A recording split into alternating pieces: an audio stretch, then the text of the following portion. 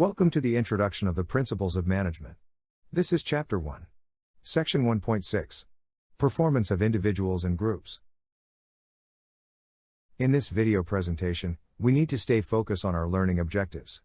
And our learning objectives are: 1. Recognize the essential dimensions of individual level achievement. 2. Recognize the essential dimensions of group performance. 3. Understand why individual and group performance objectives must be aligned. Principles of management are concerned with organization-level outcomes such as economic, social, environmental performance, innovation, or ability to change and adapt. However, for something to happen at the level of an organization, something must typically also be happening within the organization at the individual or team level. For example, if you are an entrepreneur and the only person employed by your company, the organization will accomplish what you do and reap the benefits of what you create. Usually, though, organizations have more than one person, so we introduce individual and group performance concepts to you. Individual level performance. The individual level performance draws upon those things you have to do in your job, or in role performance, and those that add value aren't part of your formal job description. These extras are called the extra role performance of organizational citizenship behaviors, OCBs. At this point, it is probably simplest to consider an in-role performance as having productivity and quality dimensions associated with specific standards that you must meet to do your job. In contrast, OCBs can be understood as beneficial individual behaviors to the organization and are discretionary, not directly or explicitly recognized by the formal reward system. Compared to in-role performance, the spectrum of what constitutes extra role performance, or OCBs, seems to be significant and growing. In a recent review, for example, management researchers identified 30 potentially different forms of OCB, which they conveniently collapsed into 7 common themes. 1. Helping behavior. 2. Sportsmanship. 3. Organizational loyalty. 4. Organizational compliance. 5. Individual initiative. 6. Civic virtue. And 7. Self-development. Definitions and examples for these 7 themes are summarized in one complete survey, a current survey of organizational citizenship behaviors. These definitions and examples are adapted from D.W. Organ, The Motivational Basis of Organizational Citizenship Behavior, in Research in Organizational Behavior 12, 1990, 43-72. Helping behavior.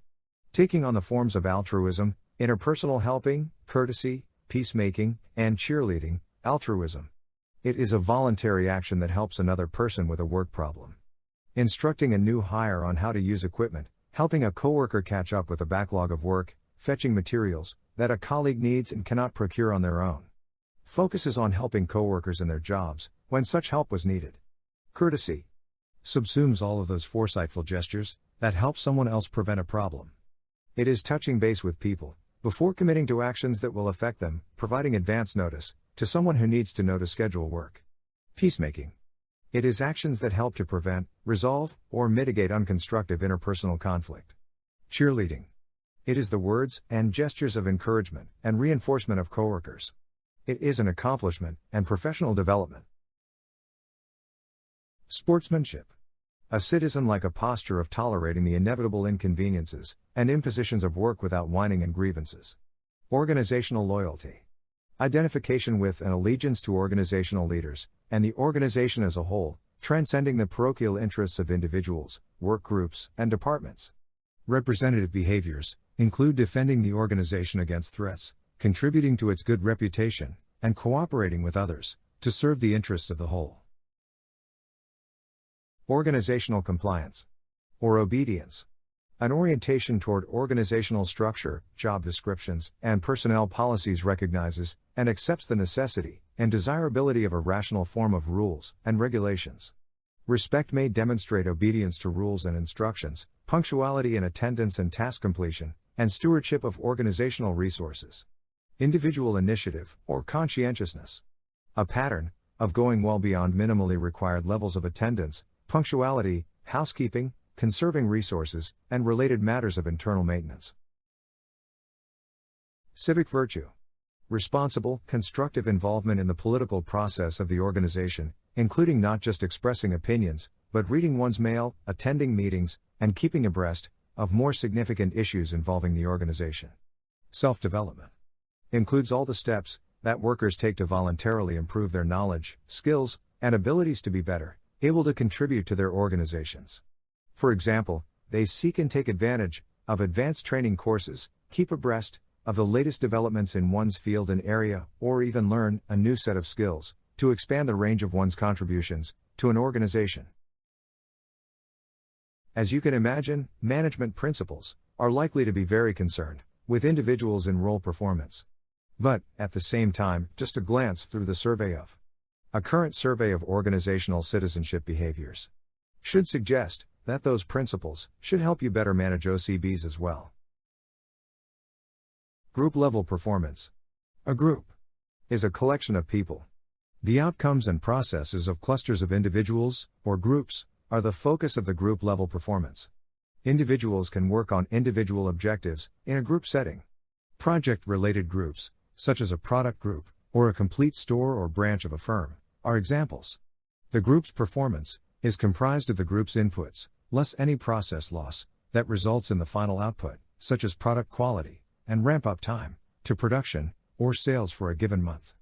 Any component of group interaction that impedes good problem solving is referred to as process loss.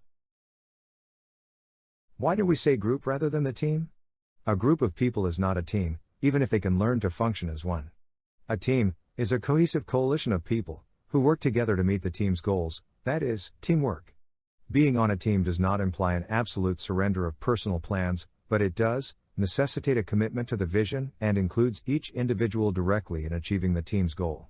Members of units differ from other groups in that they are focused on a common purpose or product, such as delivering a presentation, completing in-class activities, discussing a topic, writing a report, or developing a new design or prototype. Furthermore, teams are often distinguished by their tiny size. A team, for example, is defined as a small group of people with complementary abilities who are committed to a single purpose, performance goals, and methodology for which they are mutually accountable. The goal of forming a team is to achieve larger goals that would be impossible to achieve by an individual working alone, or by the simple sum of several people's solo work. Teamwork is also required when different abilities are needed, or buy-in from key stakeholders. Teams can increase performance, although they do not always do so. Working together to advance the team agenda appears to enhance cooperation among what are frequently conflicting factions. The goal and purpose are to perform, accomplish outcomes, and win in the workplace and marketplace. The finest managers can assemble a collection of individuals and shape them into an effective team. Compatibility of individual and group performance. As a manager, you must comprehend the interdependence between individual and collective performance, particularly goals and rewards. What exactly does this mean? First, individual and group objectives should be compatible. For example, do individuals' aims assist the achievement of the group goal, or are they contradictory? Individual and collective incentives must also be harmonized. A gap between these is most probable when individuals are too isolated from their external environment, or are rewarded for actions contrary to the aim. Individuals, for example, may attempt to perfect a specific technology and, as a result, delay its release to consumers, when customers would have been content with the current solution, and placed a high premium on its prompt delivery.